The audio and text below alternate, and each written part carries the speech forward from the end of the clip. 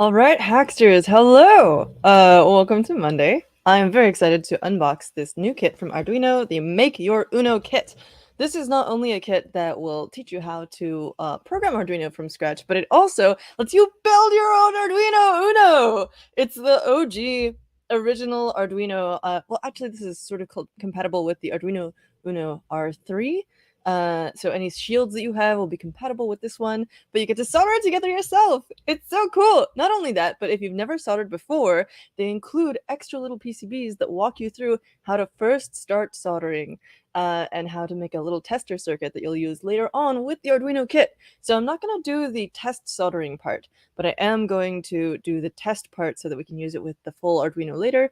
And then we'll actually, if we have time, walk through the demo code that you can use with the Arduino web editor or your downloaded IDE. I'm going to use the web editor because that is easier to show you, but you can do it either way. So we're going to get this open, then I'm going to assemble it, and then we're going to try programming it. But first, let's take a look at the product page. So here is the Arduino Make Your Uno kit. You can find the link, as always, in the description to this video. And almost forgot, if you like stuff like this, be sure to subscribe so you don't miss a thing. All right, so Arduino Make Your Uno kit 5850, currently available. Very exciting, and I think this would be a great thing to get for people who are, just beginning their electronics journey. So, manually assembling your Arduino Uno, become familiar with soldering by mounting every single component. And I forgot to even mention, there's another part of it where you solder together and assemble a synthesizer so that your Uno becomes a whole synth. And it looks really cool too. Look at this. I think it looks rad. And that's how the final one will look. Even after we pull out these extra little bits, which are, as I mentioned, the part where you start learning to solder on the right there, and assemble your little test circuit on the left. So you get started off with what is a circuit, very basic LED, blinky LED resistor power source situation. And yeah, then you get to assemble your little synth, and it comes in the box. Because it's part of the box. Isn't this cool? I think it's awesome. Okay. As I mentioned, it is going to be compatible with any shields that are also compatible with the Arduino Uno Rev 3, probably earlier versions as well. I mean, the Uno is the Uno, but, and then also we're going to take a look at the instructions linked below. Also, they have a cool 3D viewer, which I accidentally closed, but it walks you through soldering everything with this 3D example. Look at that! You can drag it around, etc., and it will... Oh, I wonder what that component is off in the distance. Can we zoom in on that? There's something that they left in the model. That looks like the test circuit way off over there. Which makes sense because this viewer also shows you how to assemble the test circuit. Anybody else see that? It's like a little thing way off in the distance. And it looks like the test circuit. Anyway, so it like walks you graphically through all that. But we'll see that in a second. Let's get this out of the box. Well, sort of. Box, bag, box within a bag. Ah! Very exciting either way. Let's get rid of that invoice thingy. Okay. Yes! Oh, this is so exciting. I love when new Arduino stuff comes out. And I usually do a pre-recorded video so I can edit it down really nice and smooth for you all. But I thought that for this one, since it's an assembly process, it would be fun to do it live. It's packed very tightly in there. You can see it's kind of slightly convex, a glossy package. Arduino Make Your Uno kit, holographic authenticity label, stamped foil hologram. Shows your contents. Designed and assembled in Italy. Do not throw it in the trash, etc., etc. I think this will be cool enough that nobody's going to be throwing this away, but yeah. And then on the other side, it's just a barcode. Ooh, there we go. Very tight fit. I'm going to flip on my soldering iron here. And we're actually going to be using, with this, the OmniFixo, which I haven't yet published the unboxing on that, but that'll come out soon. Okay, so box. Beautiful. Everything fits so nicely. here is our first PCB. And if it's your very first PCB, this will be the first thing that you'll practice with. So you practice filling in the little heart proto board holes, through holes with solder, and then you practice soldering on resistors and stuff. This is not a functional circuit, but it is a functional keychain. So I love that they make it so you're not going to just throw that away. And let me see if I can fix the white balance here a little bit, because Arduino has such a beautiful color scheme that I wouldn't want you to lose that teal color. So I hope you'll excuse me for doing a little bit of playing around to get that. That's about as close as we can get. Okay. This is much more kind of sea green in real life, and it's gorgeous. Arduino has sort of black and green color schemes for their pro stuff. This is very child friendly and colorful. So we've got audio synth components, we've got spare parts. They're all numbered. Look at that. Mini or micro Atmel 328 and USB-C serial module. So there's a serial module that you're going to solder on. They don't make you solder every little piece for that, fortunately. There's the chip under here, the Atmega chip, and the socket for it. We'll put those in at the end. Spacer nuts and bolts. Okay, that goes above spare parts. Make your Uno components. Number 1. 4 speaker components. Very exciting. Okay, and I assume that these PCBs are like the other. Oh no. 1 is make your Uno components. 2 is the chips and stuff.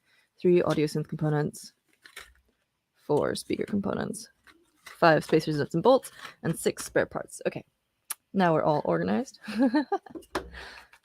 It's gotten wedged in under the cardboard here, but we'll get that out soon enough. I'm hoping to be able to get through this whole assembly and test process, but that may be a bit of a tall order. We may have to do a part 2 later. Come out of there. You know what we can do? We can poke it from the back. Give you a poke. There we go. Okay. That's probably why they put those holes there, honestly. We'll set this aside for now. And yeah, so here's going to be the setting on top part. All of these snap out like a little parts kit. So if you didn't want to have the whole thing assembled, you could snap this out and use it as a shield on a different Uno that you already have. But let's get started with this. Ho-ho! I'm going to attach it to my OmniFixo setup here. I usually use a Hakko Omnivice, but I'm testing this new one. We'll see how it goes. Check that out. Again, there'll be an unboxing posted for this soon enough. Probably in the next couple of weeks. In here we've got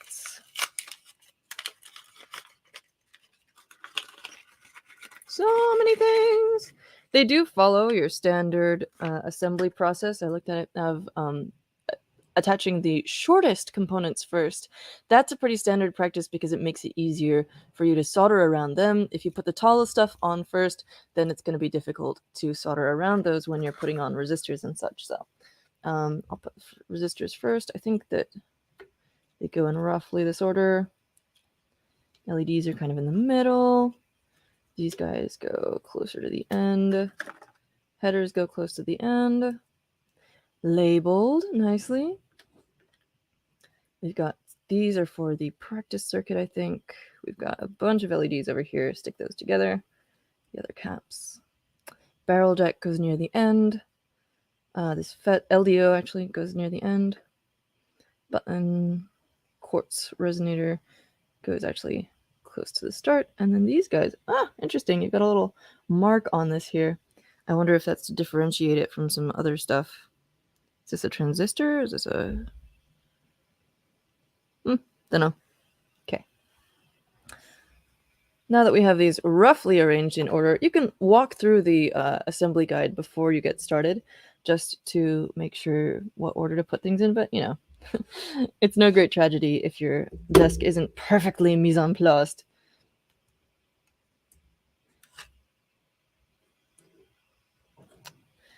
Actually, what I'm going to do first is assemble this guy, so I might break that out. because I do want to demonstrate using that with the final circuit. So let's go consult our instructions.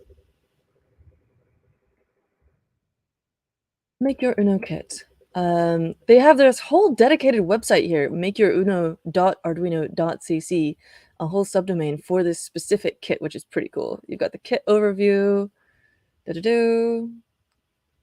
all this good stuff. Learn how to solder. That's that first PCB we looked at. And projects, debug circuit. Let's start with this because this is our very simple little one with the LED, resistor, and little wires for power. 3D viewer soldering instructions. They tell you where to find it. 1K ohm resistor. Okay, I should actually pay attention to this. We've got our ICSP headers there too. Okay, 1K ohm. So 1000 ohms is going to be, as they show there, brown, black, orange. Let's see, brown, red, orange, yellow. Yeah, so orange is 3. If you are not yet aware of how to read resistor colors, you don't need to for this tutorial because they show you which one it is, but it can be useful to have a guide inside of your head. So what I do is sort of Roy G. Biv is the colors of the rainbow, but brown is number 1. So it goes brown, red, orange, yellow, green, blue, purple, and then white and gray, I forget which is which, and black is 0. Yeah. So brown 1, red 2, orange 3. There's 3 zeros on the end, or it's times 10 to the 3. So that's how you get an orange stripe, which it kind of looks reddish on here, but it says 1000 ohm resistor, so we're going to go with that. Oh, it's 1 0 and then a red. Okay. I just lied to you. It's brown, black, red because there's already 1 0 there from the black stripe. Okay. Go actually watch something on how to read resistor colors, and I'm going to pick out the right resistor here. We've got brown, black, red right at the start. That's nice. They stuck them all together here. Interesting. So instead of usually get this resembles a standard paper tape resistor strip, but you've got a bunch of different values here, and then you've also got a diode on here. So be careful of which one you're grabbing. It is in fact brown, black, red, not orange for this debug circuit. Okay, so we're going to pop this out just for fun. I'm going to rotate it out because I think that's going to be the best and least messy way. Whoop! There we go. You don't have to bend the whole board. You can just rotate it. Let's grab this guy. I think they want us to have the... Ha! You've got little bugs on the top. Oh my gosh! Look at these little guys! Okay. Time to freak out. What about the back of the other one? Nothing very exciting on the back of the other one, but you've got some cute little diagrams. All right. Let's attach this here. And let's go follow their directions. Debug circuit. Grab your little yellow resistor or yellow LED. They show that first circuit has been popped out. Oh, they recommend actually assembling it with it all in one piece. So, okay. Too late. I'm going to bend the legs of this resistor in. According to them, I should technically do the LED first, but whatever. And I've gotten pretty okay at just estimating the width at which to bend these legs in. Watch it not fit now that I've said that. But you'll get a feel for it. Oh yeah, perfect fit. Who's the boss? It's me, I'm a boss. And it's you if you're going to do this. Note that the LED is has the plus sign marked. That's going to be your longer leg. It's also got a flat side on the ground side, and that's the same as a lot of LEDs really do have a flat side ground into one side of the LED. In this case, they don't seem to. They're just little tiny 3mm LEDs, but usually 5mm and bigger, you'll have an actual flat side. So even if you've cut off the legs already from your resistor, from your LED, you'll still know which end is positive and which is negative. So we're going to bend these legs outward so that it sits nice and snugly in that place and doesn't wiggle around. And it's nice and flush against the board here. Same with the resistor. And I'm going to bend these out of the way. And then we're going to grab this guy. and make sure it says black and red in like real words, plus and minus for positive and negative. Do, do, do, do, do. And after we get these all put in place, we're going to solder them together. And then we're going to clip off the ends. This one, these through holes are pretty small, and this tinned wire actually has a bit of a burr on the end of it, so it's not quite fitting through, but that's okay. There's plenty of length. I'm just going to clip that end off and stick it through.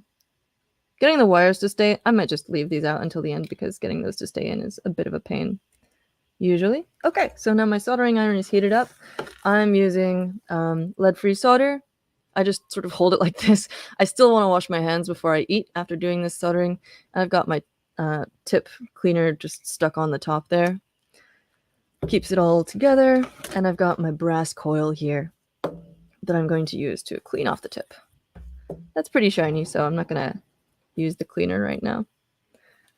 But let's get a little bit of, gotta get a little bit of solder on there for thermal contact. Touch both the pad and the component leg at the same time to apply heat, and then feed the solder in directly to the joint. Go on there. And you want to get a little bit of a concave slope up to the top of the joint.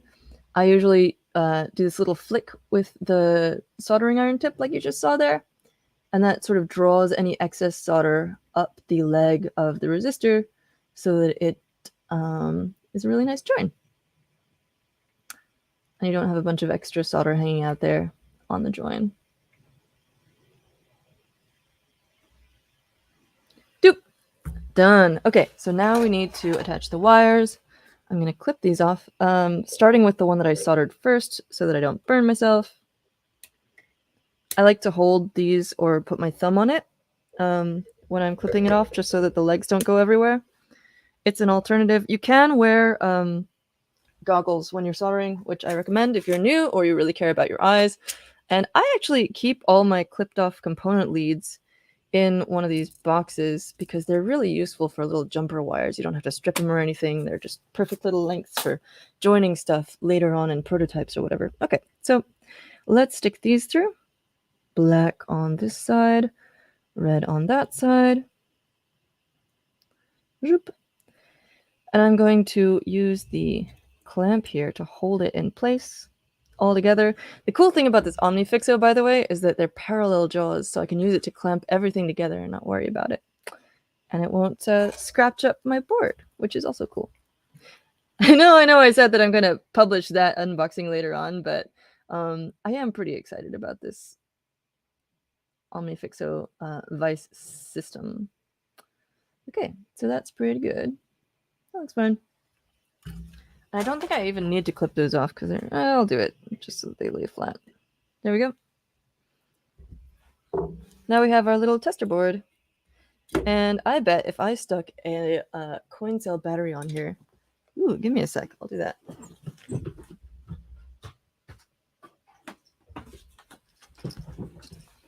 I made this 3D printed holder for all my CR2032 coin cell batteries that I have just laying around, which happens to most people after a while. Ooh, that's a metal surface. Let's not do that. Okay, well, it's not lighting up right now, but that may be because this battery may be dead, so all these batteries are untested. But we'll get back to this later. So this is our debug circuit.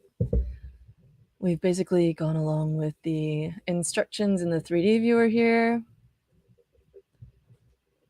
Next step, Oh, and then like you can detach the board afterwards. I see. Grab a battery, touch the ends of the wires to the poles of the bat. They don't tell you what kind of battery, which is interesting. Is there a picture here? I would assume, oh, a 9-volt. Okay. Well, that explains the 1K ohm resistor. Okay, so probably when you attach this to the Arduino, you're going to be plugging it into like the barrel jack power source. All right, that explains some things. I don't have a 9-volt right on hand here, so we're not going to do that, but we'll get to it later. Gonna brighten up our view here a little bit of the desk. There we go. Okay, so now let's move on to soldering the main event. the actual Arduino Uno. So again, we're on makeyouruno.arduino.cc, the subdomain that they have set up for this specific kit. And I'm going to solder this together. I suspect it will take us less than an hour. I used this debug circuit to explain sort of most of my process. And I'm just going to go through and start soldering. I am going to follow the order that they use on the tutorial because I think they did it that way for a reason, which I think has to do with how tall the components are. I don't need this other one there. Okay, cool. That seems pretty sturdy. Let's hit it. So I'm going to pull up the 3D visualizer again, and they tell us what all different components we have, including the microcontroller on there. I think they actually have listed them in the order that we're going to solder them on. 16 megahertz quartz crystal. We saw that diode. Anything surprising here? MOSFET, LEO. Okay. That's why those transistors looked weird to me. I usually use NPN transistors like PN2222s, and so I don't recognize a lot of other like components that are in the same package, like specialized transistor type thingies. Okay, so we're gonna grab the 5 1K ohm resistors, brown, black, red, gold, as we saw before. So that's 1, 0, and 2 more zeros, and then the tolerance rating, which I think is like, I'm not sure what the tolerance rating is. That's the gold stripe, but that's what that means. I always bend these, pulling these out. They're kind of in the middle here. Oh. But let's grab them. There's another 1K ohm one that I assume goes in a different spot.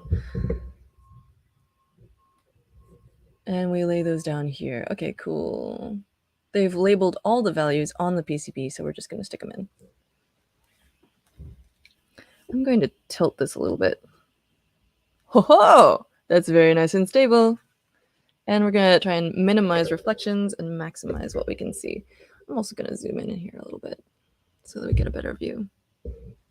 And by zoom in, I mean literally physically move my camera. I'm going to flip this around so that it matches what you'll see on the screen.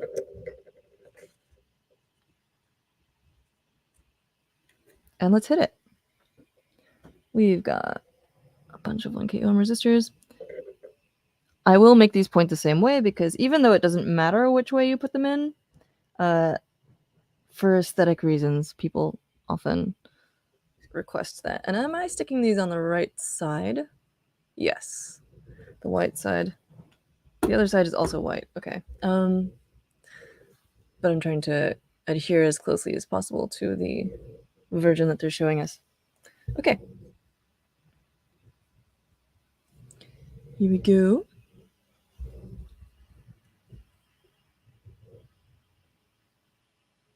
Get our focus tightened up. Beautiful. Okay, so crisp. Let's hit it. I really recommend putting on some tunes for this part. I'm not going to listen to anything right now because, oh, I told you I'd align them all the same way. Because copyright violations. I keep meaning to make us some dedicated music for this. Usually when you see a Hackster video and it has background music, that's something that I've like put together on my iPad.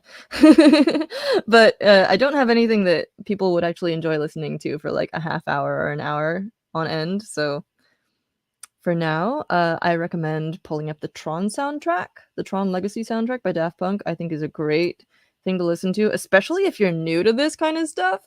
It is a great way to make yourself feel badass. And I think it gives you a good confidence boost when you're just putting together electronics for the first time. I used to listen to the Tron Legacy soundtrack when I did tech support, and I would be pulling up logs and stuff and digging into servers and troubleshooting stuff, and it really made me feel like I was cool, you know. And that way, it's all about the experience, you know? You gotta make yourself feel cool and excited to work on this stuff. I'm already excited because I love this. and I feel really grateful that I get to share this stuff with you. So let's see, what's our next step? We put in our resistors. Oh, also drop your own recommendations for electronics hardware hacking in the comments, please. I would love to know what soundtracks y'all use for this kind of stuff. Okay, so yes, just these 5 ones, flip it over and solder, and then cut the legs off. Then we do the 10K ohm one. I'm just gonna stick all the resistors in right now before I clip them all off. 10K ohm goes in that spot. Okay. Oh, did I put? Oh, that's a 1 mega ohm. Good thing I didn't solder it yet because I stuck a 10K in the 1 mega ohm slot. Good job following directions, Alex. It is good to read through all the directions first, which I did, but kind of in a cursory way. And check yourself before you solder/wreck yourself, because I was about to wreck myself there. You can still, detach and resolder stuff, but it's a lot more of a pain. Okay, so now we're doing one 10K ohm resistor, brown, black, orange, gold. Wait. Okay, yeah.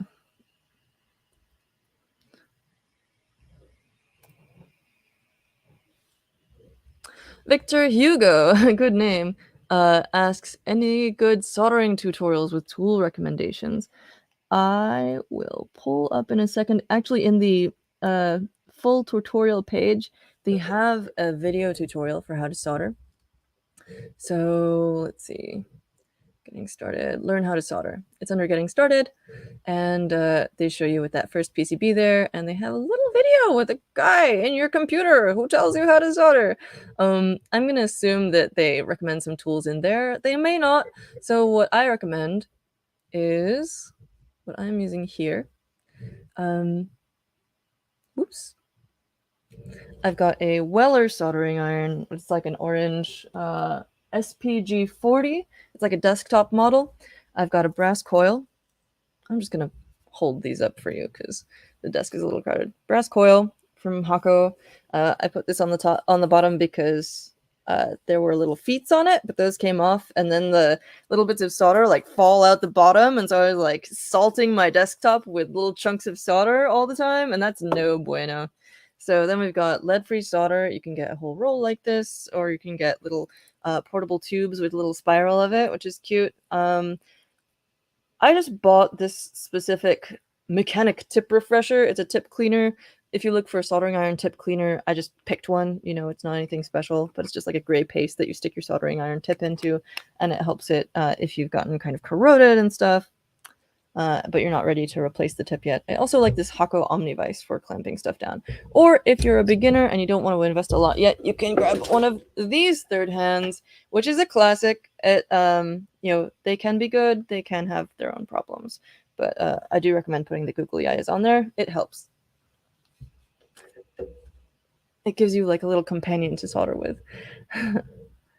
But of course, for building a synth, try some Tomita.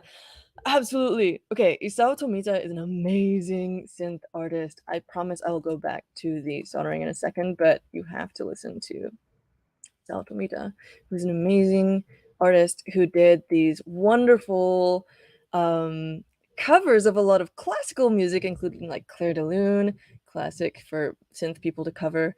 And what's the other one? Aranjuez is a beautiful piece that Isao Tomita covered on the synth. It's beautiful. The last resistor doesn't match the picture. Oh, yeah, that's probably when I put it in the wrong place.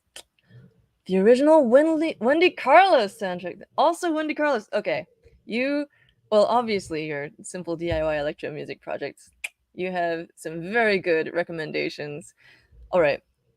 Harbor Freight has a cheap helping hands. Good to know. Thank you, Victor Hugo. Let's continue with our assembly. So we put in the 10K ohm resistor. They want you to flip it over and solder after each one. I'm not going to do that, but you can. Then we want a 1 mega ohm resistor, brown, black, green, gold.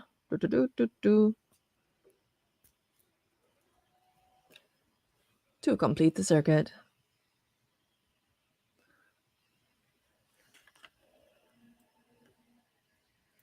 There's a couple more resistors on here.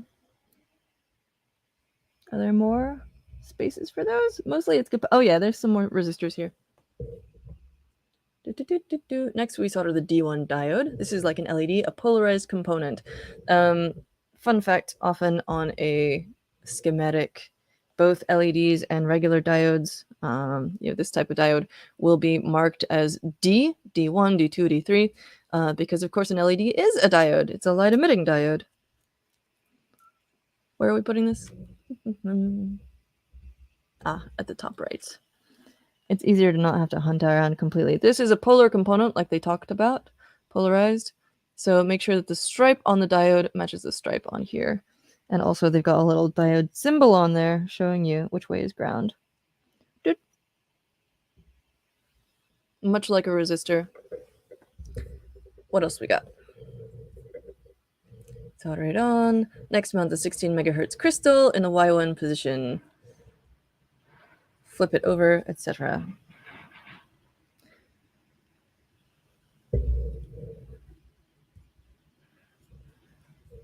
Let's do it. I'm gonna actually flip this over. Well, no, we can still go forward without... Okay, I think it's time, though, for us to flip this over and actually solder it and clip off the legs. Because after a while, you get to a really big overlap, and that's where it becomes a problem. So that's where we're starting to have problems here. I'm going to go ahead and solder everything that we've attached so far, and then we'll clip off the legs and proceed.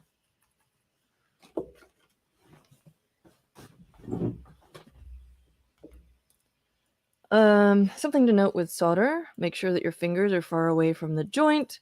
It's quite common for people who are just starting out to hold it like this. I understand the impulse because it feels more precise, but really you want to have your fingers like far away from there because the joints will eat up the solder, and it's easy to sort of forget that it's hot and forget that the solder is going away, and before you know it, your fingers are like right up on the joint, and that's not a good time for anybody. For you, if you got a workshop teacher or something, workshop leaders, that makes them very nervous. Please don't make them nervous. They've got enough to worry about. Another cool thing about soldering, so Mitch Altman is a veteran hardware hacker / maker, makes these learn to solder kits and TV Begone kits, which are a way to turn off TVs surreptitiously in public spaces. And he goes around the world teaching people to solder. So if you want to learn from someone in real life, it can be cool to go and attend a workshop with him. Also, my friend Moldover does this. If you're into synths, like with this kit, if it like ignites a passion for you and you want to go learn from someone in particular, Moldover does a lot of those type of workshops. There's all kinds of other people too. Those are just two off the top of my head, but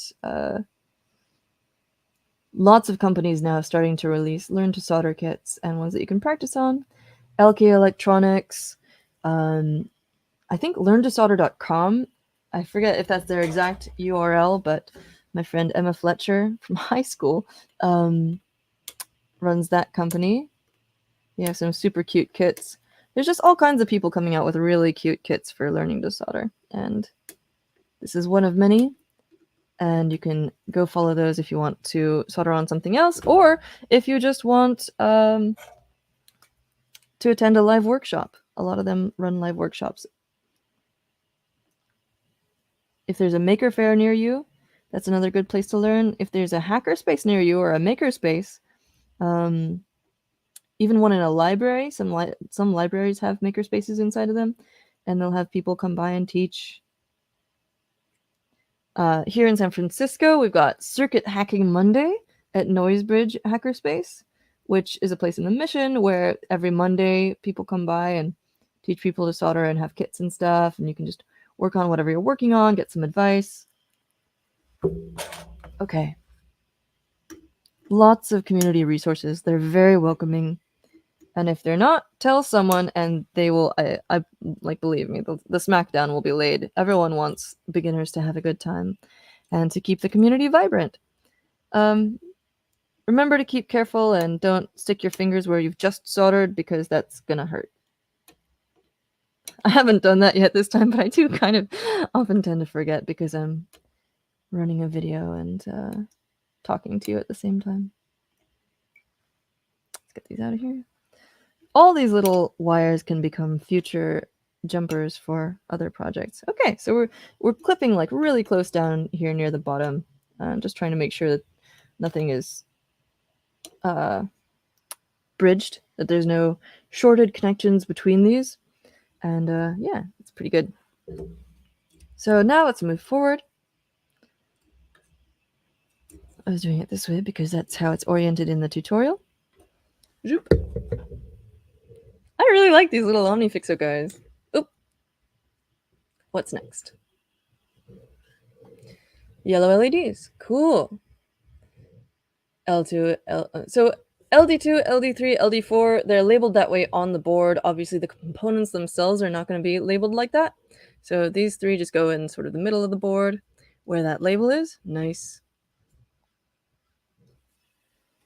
Remembering again that they're polarized. So we've got the positive side on here, that's the long leg. We've got the flat side over here, that's the short leg. Go in there. Go in there. Go in there. These through holes seem to be smaller than usual through holes that I'm used to. They work fine, and it's probably so that they wobble around less for people who are new to this. But yeah.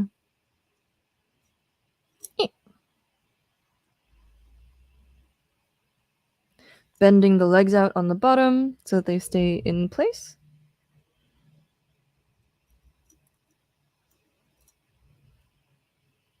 And these are labeled RX and TX. That means when it's receiving and transmitting information, those should blink. Not sure what the L is. Maybe that's a user programmable LED. We'll find out in a minute, I'm sure. Now for the green LED glowing in slot LD5, grab the LED and put the leads through the holes marked LD5.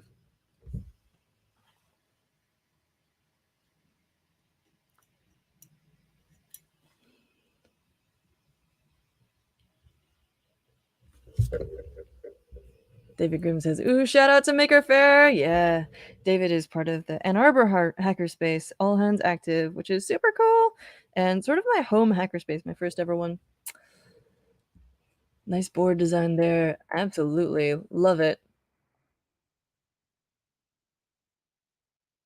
Next, we'll move on to our 22 picofarad yellow capacitors. Capacitors are measured in farads. And picofarads and nanofarads and stuff like that. So C4 and C5. These are not polarized, so we can put them in any which way. Where are my little capacitor guys?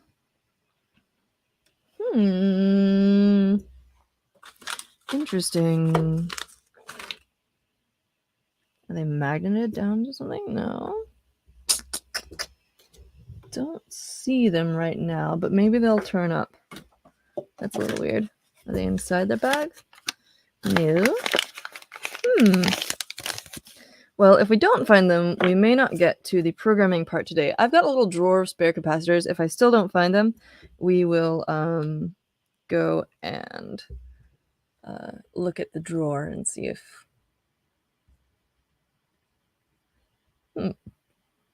Yeah, interesting. Don't see them, but we'll see if we have anything left at the end. There's spare parts. Let's see if we've got anything there.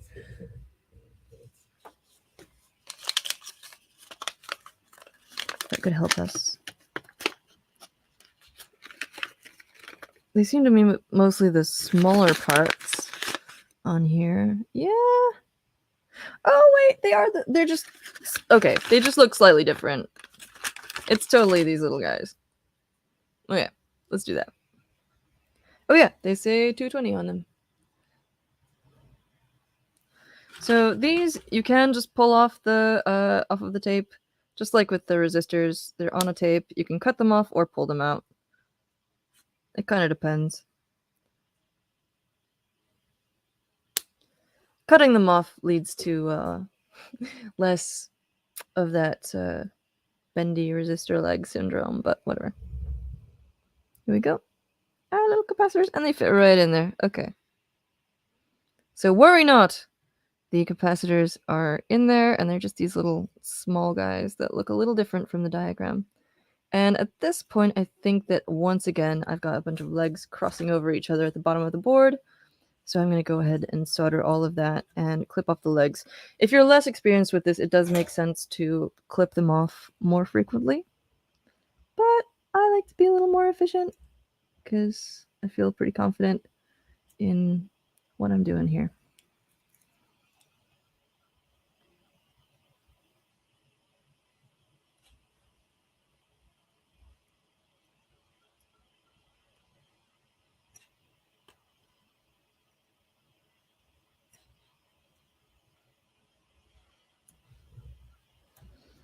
Yeah, I could have left myself some more space with that. Whoops. I'll do the LEDs and clip them off first, and then I'll do the caps, capacitors. Sometimes you'll hear caps as in a shortened form of capacitors. Just like if someone gets a piece of vintage technology and they want to revive it, often what they'll have to do is recap it, aka replace the capacitors, because those tend to go bad.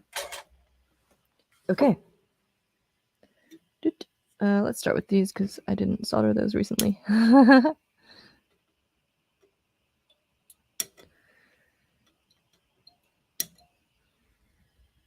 we go. I like to sort of clip them off from an opposing direction. It's very clean. It makes it easy. Like this. That's why I just flipped that around there. Rather than trying to get the clippers underneath, you can just do that. Okay. Now more soldering. Our capacitors. More notes on the order of soldering. So they've given us a socket to put the IC or chip in, and that protects the chip from the heat. It also makes it easier to swap out. If you wanted, you could actually get multiple of these chips and program them with different programs and then swap them out when you wanted. It could be a little annoying. I kind of do that with AT-Tiny chips, and I've seen people do that with AT-Tinys on music devices where they have different programs on different ones. I've done it for bike lights on AT-Tiny chips. I'll just sneak that under there. Whoop.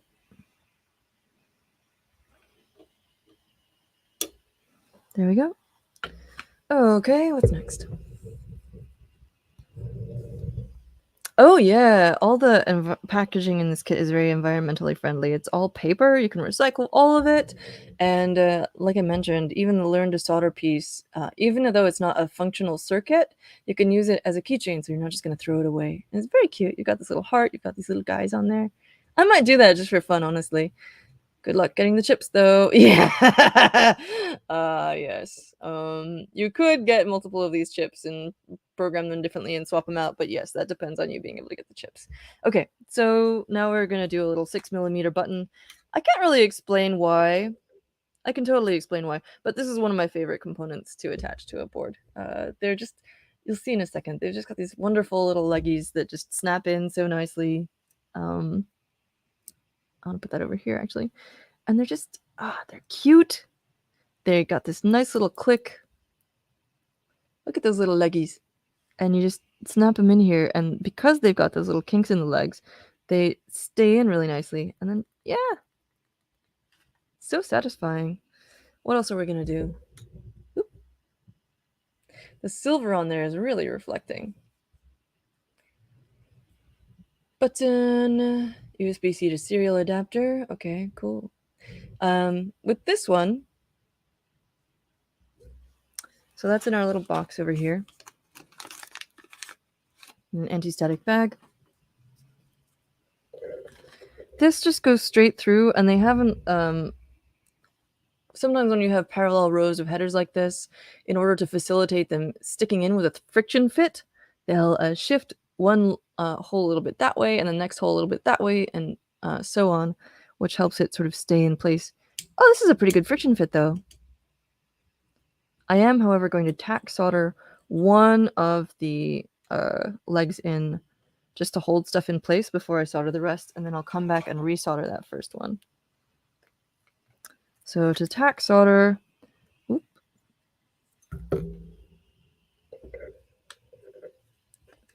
zoop, there we go. I'm just gonna solder one of them and see how that's sort of like, it kind of falls out. I'm going to solder one of these. And while that's still hot, I'm going to press it in from the bottom and make sure that's a really good fit. And that wasn't quite snapped in there, but now it is. Cool. And now when that cools, it'll hold the rest of the legs in place, and I can solder everything and then come back and clean that one up.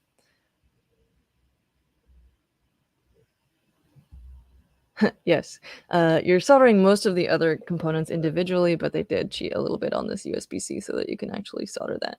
I would not want anyone to be soldering all those, trying to solder all those surface mount components for their first project. Let's do this button first. Doo-doo-doo.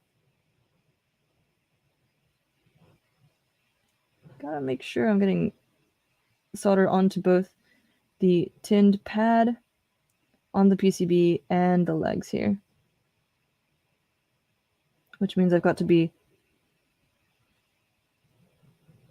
have the soldering iron making good thermal contact with both of those parts. This does seem to want to suck down a lot of heat. I was having a little trouble getting the solder into there to melt. There must be a big ground plane there or something. Okay, cool. Let's solder the rest of these guys.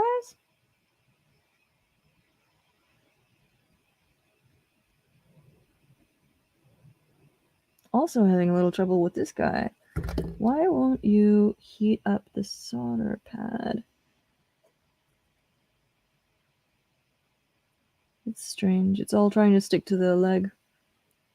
Which could be... Oh, it's because it's ground. Duh. So it's sucking down all that heat into a ground plane.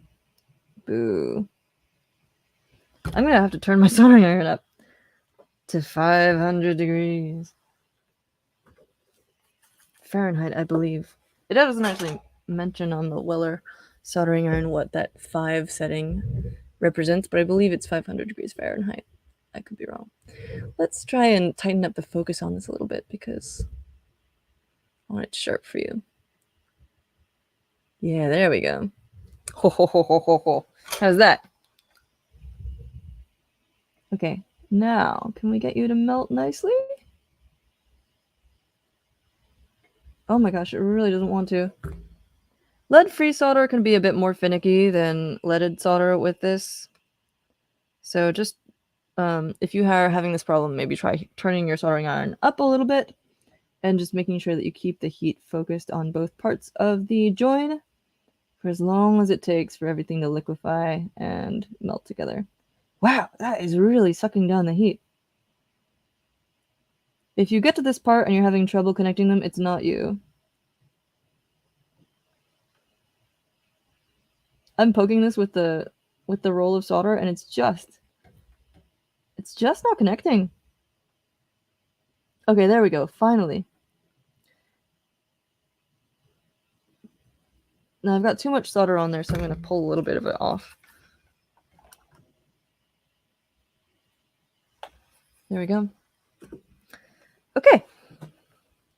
Now the rest of these shouldn't be so bad because that was the ground one.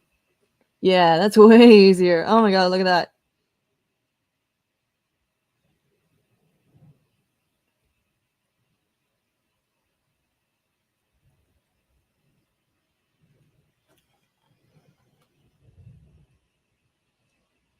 Now our other row here.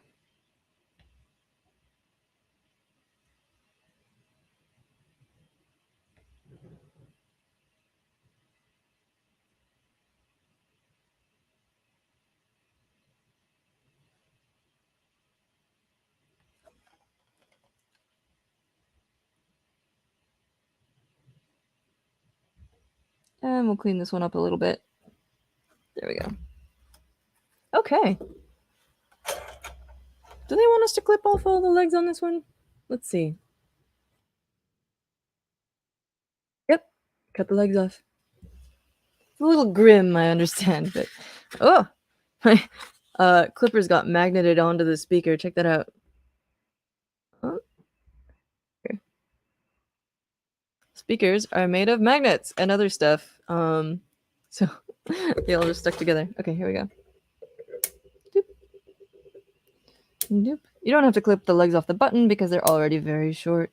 I might switch to my slightly less nice clippers for this because they're thick legs and this doesn't really require precision. Oh!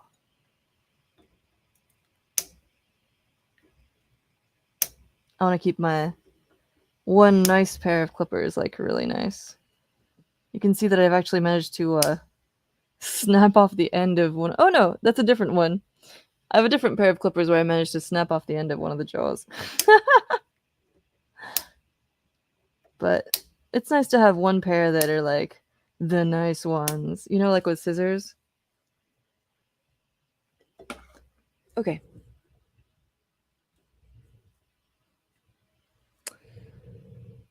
LDO. This is the one marked in the slot marked U2. Are you going to tell us which one that is? Because it is not marked. Oh, you know what? I bet it's in the components list. LDO 5 volts. Oh, okay, that's the big one. Okay. The one with the white top is the MOSFET, and then the LDO is the 3.3, or the 3.3 volt LDO is the one that does not have a white top. Good stuff. So now we're going to grab the regular looking transistor guy on the right here without the white top and stick it in there.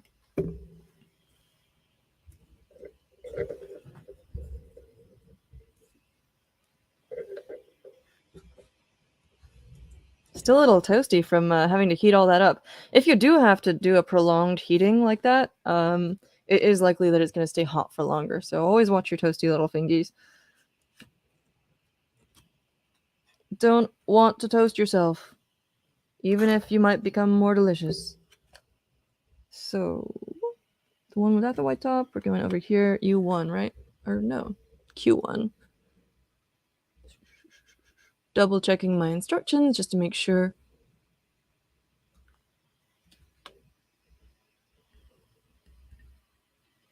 Oh, you know what? Yeah, good thing I checked because I was a little bit ahead in the instructions and this does help. They've actually marked it with a white top in the viewer as well. I wasn't sure if that was a reflection, but it's not. Okay, so yeah, I did skip a step. Gotta put the MOSFET in first and then the LDO. Zoop. Put down the soldering iron. Alex.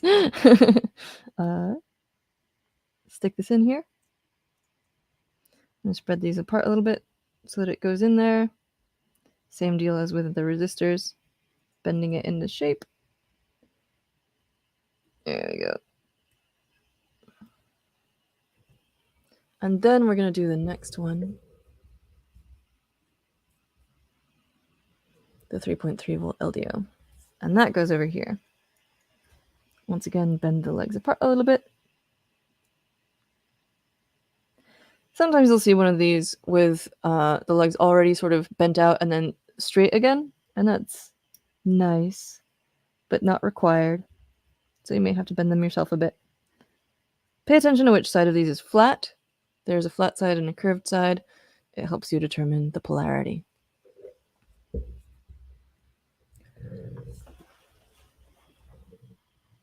Oh, that's a cool idea. Yeah, you could have had it be a MIDI interface. I understand that they're trying to keep it like very beginner friendly here. But that is a cool idea. Yeah. What else we got here? Love that idea. Could be upsetting. Oh, yeah. That's a good point.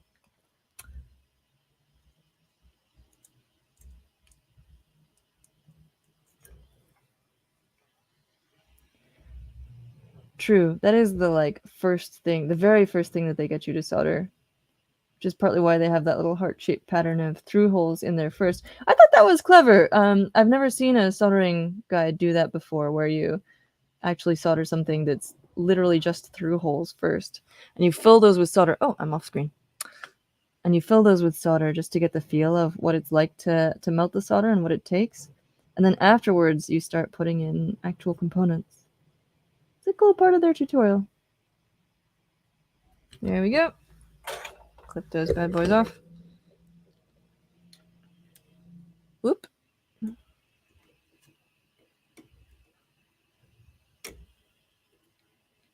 I probably won't keep these ones because they're so short. Well, maybe these ones.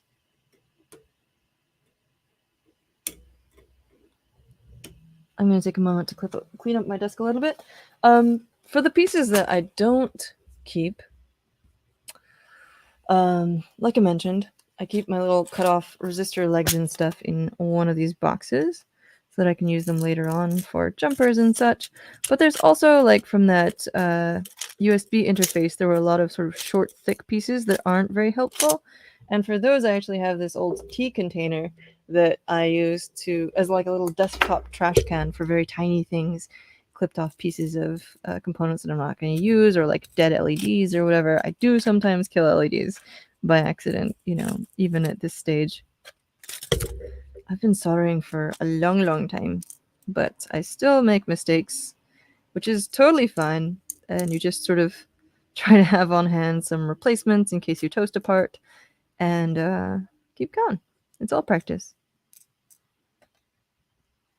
So let's see, we're about an hour into this. I think we're going to end up doing a part 2. I would love to just hang out for multiple hours here, but yeah, let's see if we can get this whole thing together, and then we'll do a follow-up with the programming, because that is its whole own thing. Yeah, I'm going to sweep these extra tiny legs into my desktop trash can / tea canister. And then we'll move on with the rest of the soldering. If you're doing this and you have a lot of experience, you may not take this long, but we're trying to take the scenic route and make sure that we go through all the tips and stuff. Oh, there's a stray leg. Okay. Zoop. Now we're putting the electrolytic caps. Electrolytic capacitors are polarized. They are 47 microfarads and 25 volts. So they give you an extra one of these, which is cool. Lots of extra parts in here. And with these ones, as with the diode, you're going to align the white stripe, pardon me, with the negative side.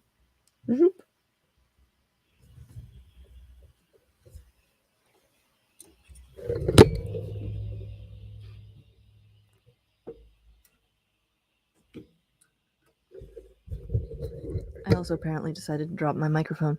Okay, let's stick these in. White stripe actually has a little minus on it. And we're going to stick that in there.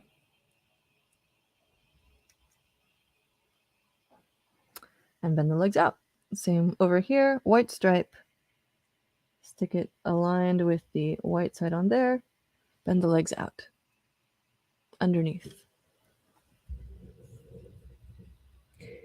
And at this point, we're getting crowded enough on here that I think I will flip it over and solder it. No, I'm going to put the other ones on first. Psych. Haven't heard that one in a while, have you? Okay, cool. So 3 of these guys. 4 of these. No, 6 of them. Okay, cool. Well, we're going to do all 6. And have a good time doing it. We got a bank of 5 and another bank of 2. They are all the same. Are they? They are, but they're actually slightly different. Interesting. I'm going to check our guide because these say micro 1 or mu 1J63, and then below they say 1N7, and these say mu 1J63 and underneath 1ND. So what's up with that? Is it just because they came to the end of one reel and decided to give us more from another reel? Or are they actually different? Nope, 6 times 100 nanofarad 63 volt capacitor. Cool. All right. This is why I think it's valuable to have actual walkthroughs of this stuff as well as the guides, because there's a lot of random stuff that kind of comes up. Clipping these off of the tape. Like so. Getting it all over. Throw that in my desktop trash can. All right, 6 of those. And these go in C8 through 13. Cool. Here's 13.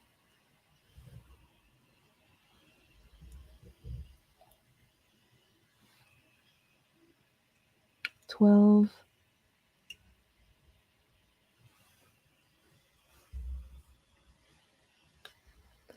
10.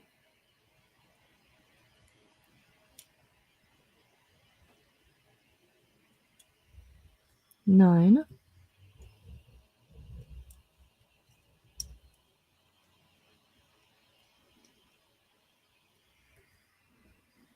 11.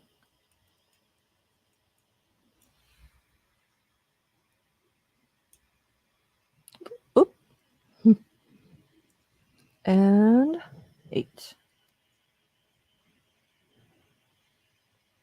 Go in there. It helps to talk to the circuit. That's a pro tip. Check it out. I can like wiggle this back and forth, but it's quite stable. All right, let's lift this over and solder and clip.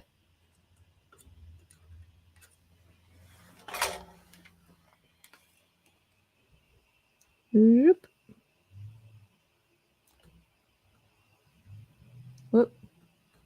I got it all on the soldering iron and not on the join. Ooh, these are soldered to a hefty ground plane. Again, I can tell because it's eating up all the solder. All the heat, that is. It just gobbles up the heat and the solder kind of freezes until you've got enough heat transferred to really heat up every piece. You do want to make sure that everything's well heated up because that means that you won't get a cold solder joint. You want to make sure that everything's actually really well melded.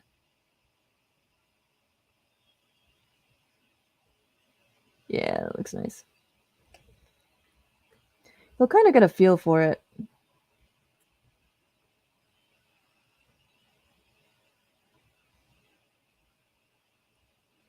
Especially with lead-free solder. Like I said, lead solder can be a bit easier to work with. Tends to be a bit more forgiving. But for various reasons, I like lead-free.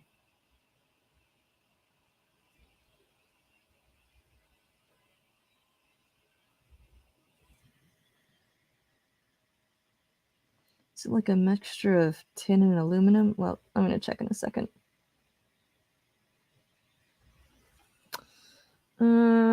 SNCU. Oh, yeah, tin and copper. That makes sense. They actually say on the reel of solder what the composition is. It's a little close up.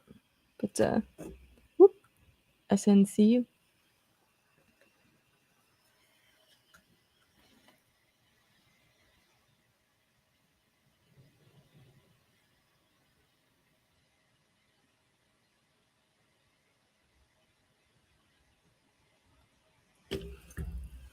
Okay, did we get everything? We will soon find out.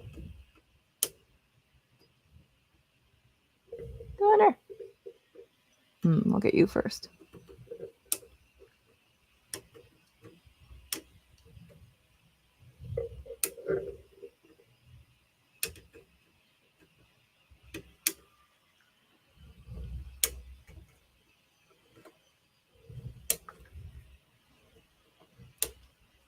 I'm really excited to play with this synthesizer. Ah!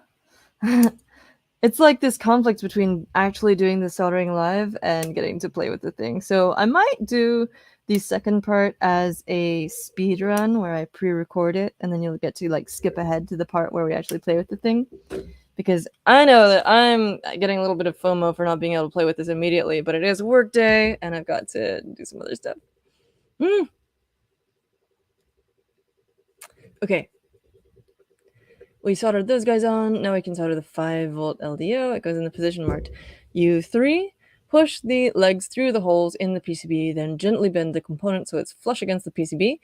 And the hole in the component lines up with the hole in the PCB. Then solder the LDO to the board. You're also going to attach this little piece of hardware, a bolt and a nut, so that it stays in place.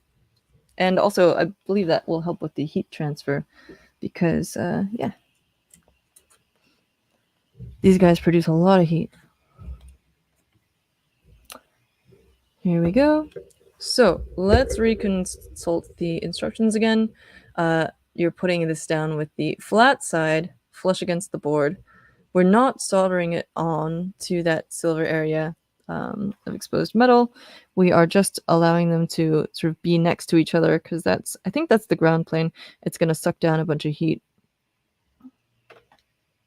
from this device, which otherwise would get very hot.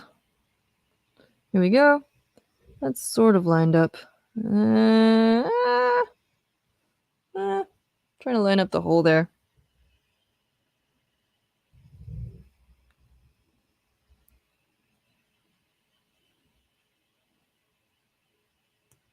There we go. Cool.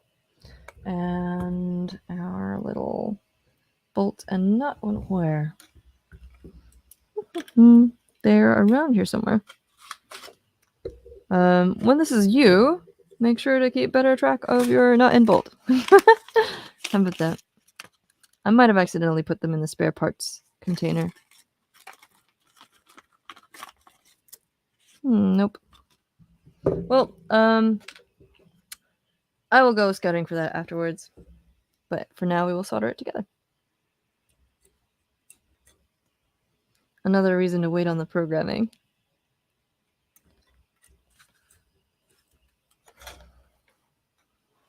It's important to use metal for that one because you're creating an actual heat transfer method.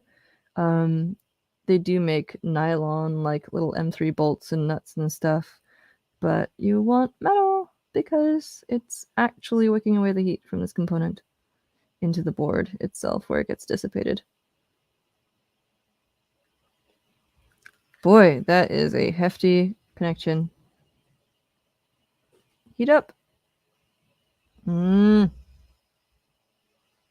and it's bridged. Get away from there.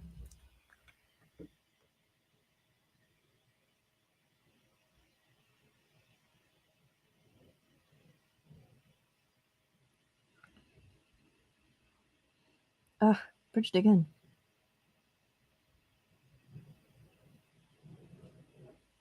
There we go.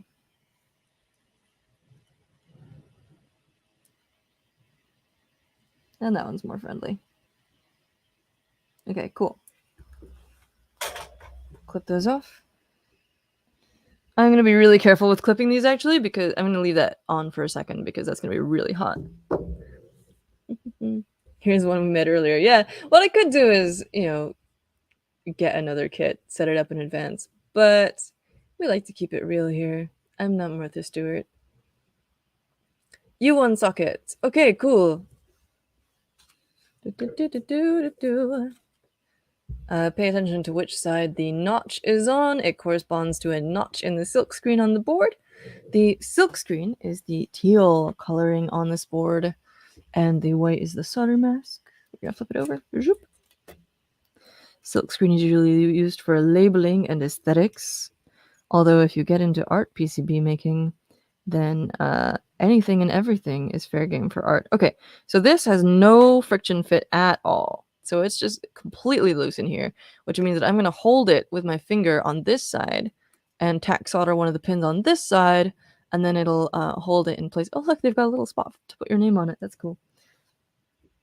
But yeah, I'm going to tack solder one hole on the other side, so I'm not going to burn my finger or have the whole thing slip out of place. So I like to make a little sort of cobra shape.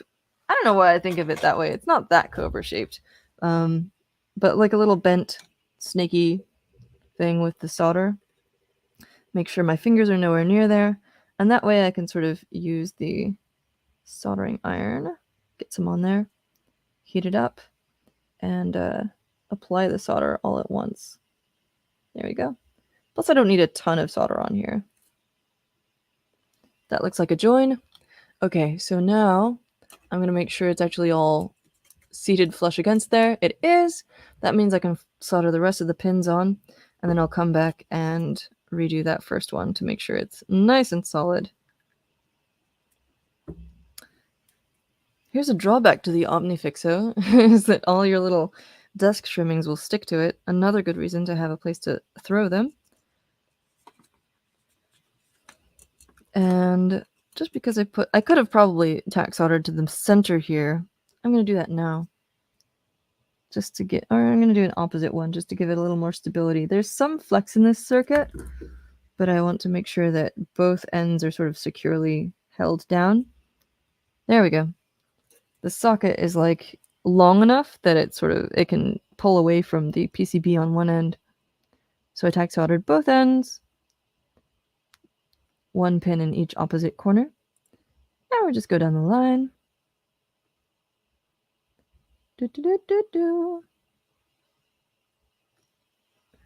again, we're going to do part 2 of this with the programming later on, probably later this week, because we're about an hour in and I need lunch. And I'm sure that a 2-hour-long video is not doing anyone any favors. But I can't wait to try that synth out. Oh my gosh, this is going to be so much fun.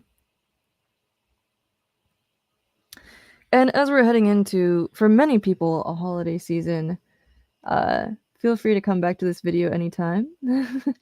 If you're in a stressful situation, I know that, you know, we all have our limits when it comes to festivities and hanging out with different types of people and stuff, and just feel free to come back and have a chill soldering time. Put on some Misao Tomita, listen to that, and watch the solder melt beautifully in place. And let's get that reflection out of the way. There we go. It's so satisfying, isn't it?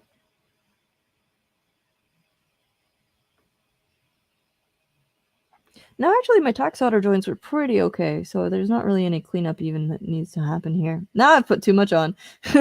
Okay, there we go. Okay, so our socket's in place. Let's see what's next. Fancy soldering. Oh yeah, you gotta keep the do the tack soldering so that it doesn't become bad soldering or burn your fingers soldering. Oh, interesting. They tell you to mount the labels to the inside, or is it labeled on both sides? It's labeled on both sides, so make sure that you get them oriented correctly. All right. On the one on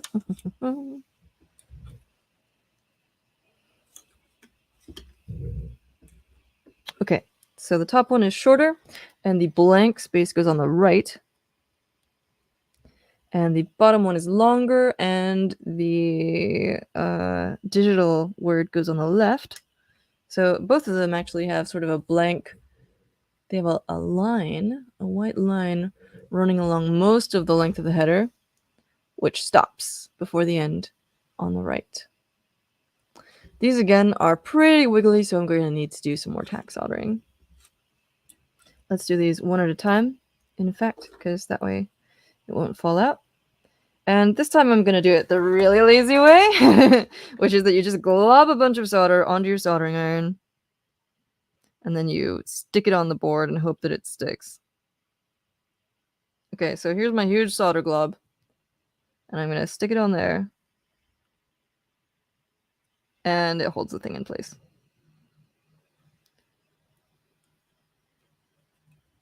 And that looks pretty good. Placement is nice. I'm going to do the other one before I attach this to the OmniFixo vise again. All wobbly, you see. Gonna hold it in place. Get a bunch of solder on my soldering iron.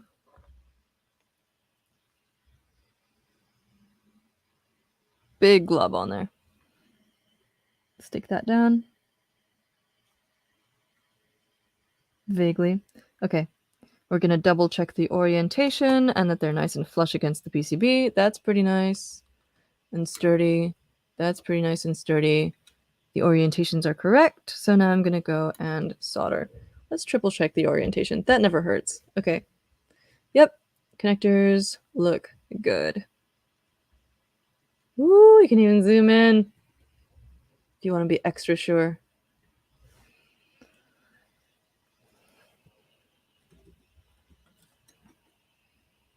Soldering a clock is the best o'clock. Okay. We get an hour into this and it becomes like karaoke hour. I do often kind of sing to myself while doing stuff like this, because it's a good time to sort of let your mind wander while your hands take over. If you've got muscle memory for this kind of stuff, it can be very calming. Or if you don't, it can be calming to focus on something other than whatever's going on in your head. Just the solder roll, the soldering iron, and your project.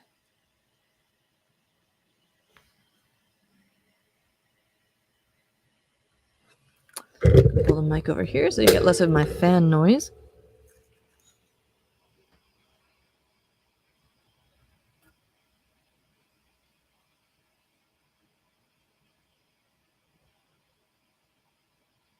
And back at the end of the row, we're going to clean that one up. Again, I've got a little too much on there, but we cleaned that off. All right. Now down to the bottom row.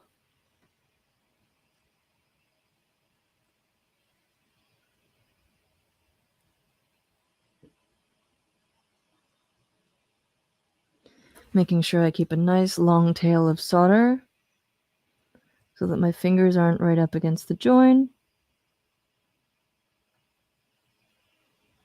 Making sure that I try to cover the whole solder pad. And again, these little ground pins are marked, and I did feel a little extra resistance there. Takes a little longer for the solder to heat up and get fully attached to both parts of the circuit. So when you're soldering ground pins, just make sure, often they're attached to a big copper pad underneath the surface of the PCB, and that will suck down a lot of the heat, and so you have to be extra, just give it some extra heat. Now this part should be cooled down, so I'm going to clip those off. The time has come. A fact's a fact.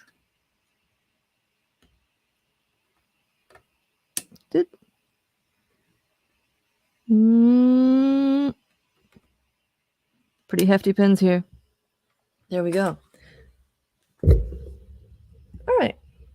We should just have a couple more things to go, and then we're going to wrap up part 1 here. We're going to mount the ICSP headers. There. That's our 6-pin header. And we've also got our barrel jack, and that's probably about all. Oh, well, let's see. We've got our chip to put in. Yeah, that should be... We'll make sure to fire this up and see if it works. If not, you can taunt me forever. How's this fit?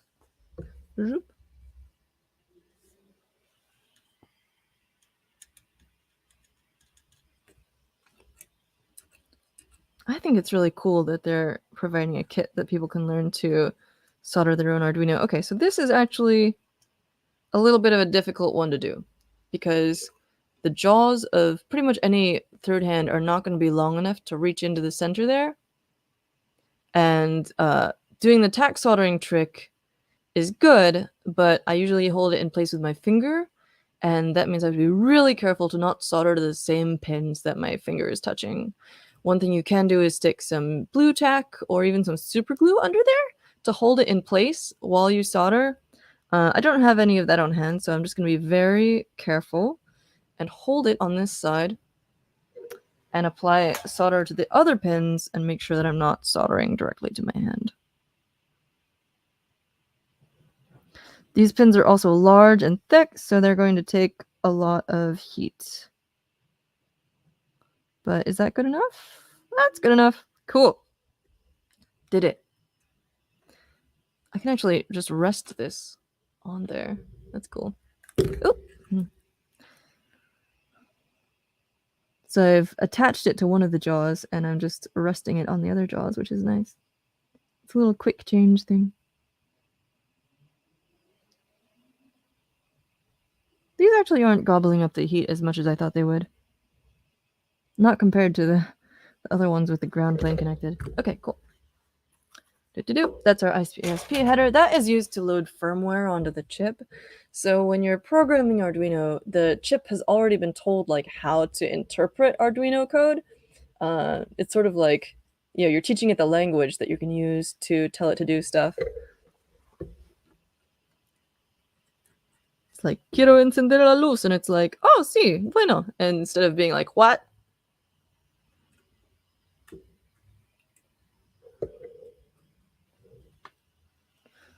Here we go. This just goes in there. But, again, pretty loose fit, so we're going to do some tack soldering. This is a very good intro to tack soldering. I'm actually curious to see what they recommend for this, because I would say this is probably the most challenging thing for someone who's just starting out. If this is your first time putting a kit together, tack soldering can be kind of a nightmare. So my guess is that they suggest using some kind of an adhesive or something to hold it down. I don't know. We'll see. These are really big because not only are they going to be transferring a lot of power, I think this is probably a 12-volt jack, but also they are a mechanical connection, because this is something you're going to be plugging and unplugging with a big barrel jack connector. And so they have to be able to be sturdy enough to physically stand up to that. There's no other physical connector holding this onto the board. And so you want to make sure that not only do you have a good electrical connection, but also it's going to stand up to you yanking on it. Unlike most of the other things on here. The headers also have, still have pretty small pins, and, that's partly because there's a lot of them, so they distribute the mechanical stress between them. But this guy just, gets it all in one place. So you can see it's just eating up that solder, and it's eating up that heat. But actually, this is less trouble than the other one was. That, USB-C connector was very feisty. Let's put it that way. Okay, cool. Looks like the whole pad is covered up on each of those. A little bit of a divot on one side of that, but I think it's okay. Neat. Is it time to put the chip in? I'm not going to fire this up, obviously, with it resting anywhere near all these metal things. Ooh. If you want to discover some backstage about the board, check Filo Con Eso White YouTube channel. We made an interview about my Uno kit with the designer. Cool! It is in Italian, but the captions should work. That's very exciting. Bye! Have fun! Bye to you also. I often use a spare long pin header socket to hold the pins when soldering if I can't reach them any other way. That makes sense. You could stick another socket underneath there, stick the pins through the board into that other socket, and then it would hold it in place. That's cool. Lastly, we put the chip in the socket. Yes, and you make sure again that your notch is lining up with the notch on the socket, which lines up with the notch on the silk screen on the board. Just make sure that all that lines up. It's time. It's almost time to fire this up. Okay, so another thing to note about when you're doing chips into sockets is that they'll often come, they're shipped often on a rail. They're not individually shipped in bulk on these foam pads. Somebody did that when they were putting the kit together. So it's often shipped in a rail with a bunch of them in a row, and the pins are bent slightly outwards, and they won't quite fit into the socket. Let's just show you. Notch end, notch end. Yeah, see? We try to put it in one side, and it just sort of totally blows past the other side. So I learned this trick a while ago where you put it straight flat on a desk and just push the whole thing over a little bit. Not too much, because you can always do it more, but you can't really do it less. So let's try that.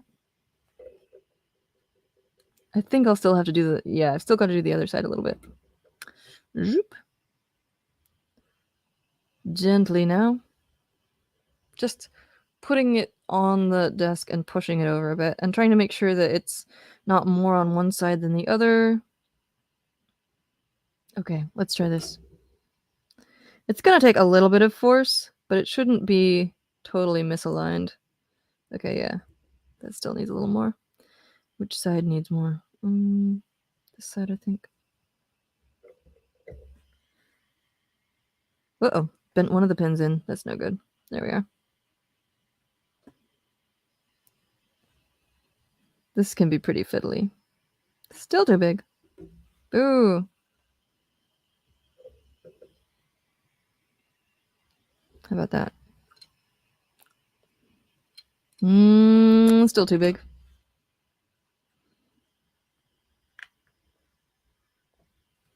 Again, I'm going really gingerly with this because I don't want to bend it too much, because that would be more of a pain.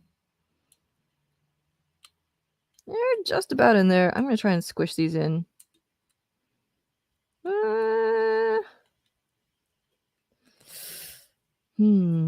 I don't want to stick it in diagonally. I'm going to crunch it in a little bit more.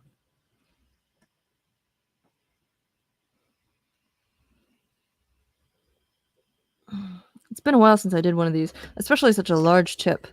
You know, the more pins it has, the more difficult it's going to be to... there we go. That feels nice.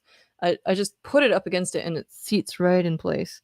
Let's make sure that the pins are aligned. I'm not going over the end on one side of the other. And I think we're good.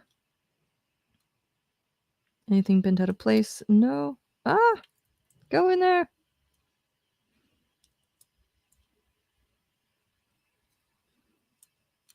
Now it seems to have sprung back a little bit because I spent a minute talking about how to do it.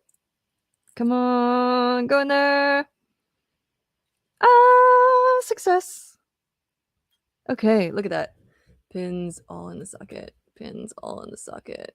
Gorgeous. There we go. Squeezy, squeezy, squeeze. Squeeze, squeeze, squeeze. All right, we're at an hour and a half. So we're going to hit done. And then we're gonna load it up in the Arduino editor. They've got some software requirements. Either use the Arduino downloaded IDE or use the web editor. They've got Arduino IDE 2 now, which is very exciting, but it's hard for me to show you that on the screen. You do have to install something so that your browser can talk to your Arduino through USB. So we're going to connect the board to the computer. You need to have a USB-C cable. I happen to have one right here, just by accident. I really want to get to the synth part, but I can't do it yet. Oh my gosh. So let's clear off everything conductive, all the little bits of metal and stuff. Everything gets out of the way here. I'm going to switch off my soldering iron. No little beasties on the desk to make rogue connections. All right. We're going to plug this in. Zoop. Haha. We have some kind of liftoff. We have a couple blinking LEDs. Oh, look at that. I was right. D1 is probably the user diode. This looks like it's running some kind of a blink program. Or maybe that's the user programmable one. And that's like something else. That could just be like signs of life, heartbeat kind of thing. Anyway, I'm sure we'll learn soon enough. Upload the pin test sketch. This sketch is designed to turn on and off all pins on the board. Useful to check whether our board is working properly. We'll test it out with the debug circuit that we made earlier. Yes. First, open the Arduino IDE, then copy this example, zoop, and dump it into the IDE. And then we're going to make sure that we've got the right type of board selected. We do, and is that the right port? I think it is. Cool. Oh, Uno. There you go. Zoop. All right, now we're just going to paste that in. Boolean pin status equals high. We've got a Boolean variable that can be true or false, high or low, 1 or 0. Yes, I put those in the right order for each one. So setup function, this runs the start. When your Arduino turns on, it'll run this once. And then the loop, so run the setup once and then run the loop over and over and over and over again. Forever. So at the start, we're saying, oh yeah, for pins 1 through 20, set them all to outputs. So they're going to be, we're going to be telling them what to do, and they're going to export information instead of taking in information like sensors. For each of those pins, write it to pin status, which is our on-off thing, and then you flip the on-off pin status variable from true to false, high to low, etc. And then you're gonna flip it each time because you set pin status to the opposite of what it was. The exclamation point means not. All right, so let's try and run this. It seems to know where it is, and I'm gonna hit the upload button. Boop. It's gonna verify it first. You can see that in the top right. It says verifying make your Uno. Uploading now. Uh-oh. Start command fork slash what? We have a problem. Eee. Program with serial. Da da da da. This is not something I expected to see, so I'm going to check it out. Start command fork slash exec. I can't just like copy this. I can copy the entire output, but not that error message. So I'm going to just type it into another window. I'm going to literally open up a search engine and say Arduino start command fork slash exec, and then no such file or directory. AVR dude, errors are not that uncommon. Sometimes it's helped by switching what USB port you're using. So let's see. IoT cloud.h, that's a different one. Let's say AVR dude.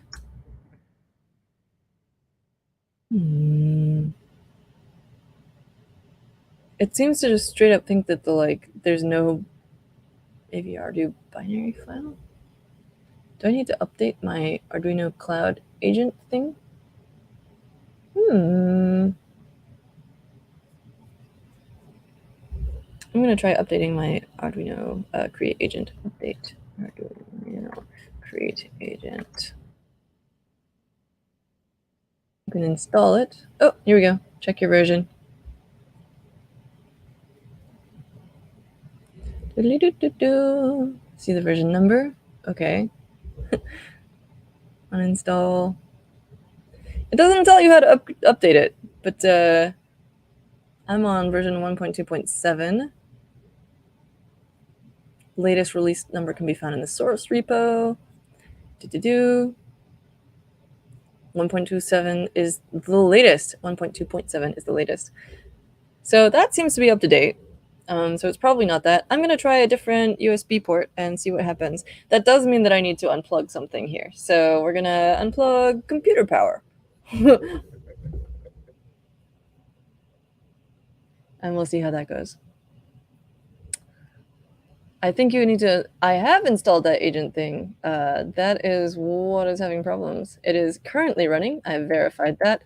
And that's where I was just checking what version it is. So I'm going to unplug my power, plug this into the other port.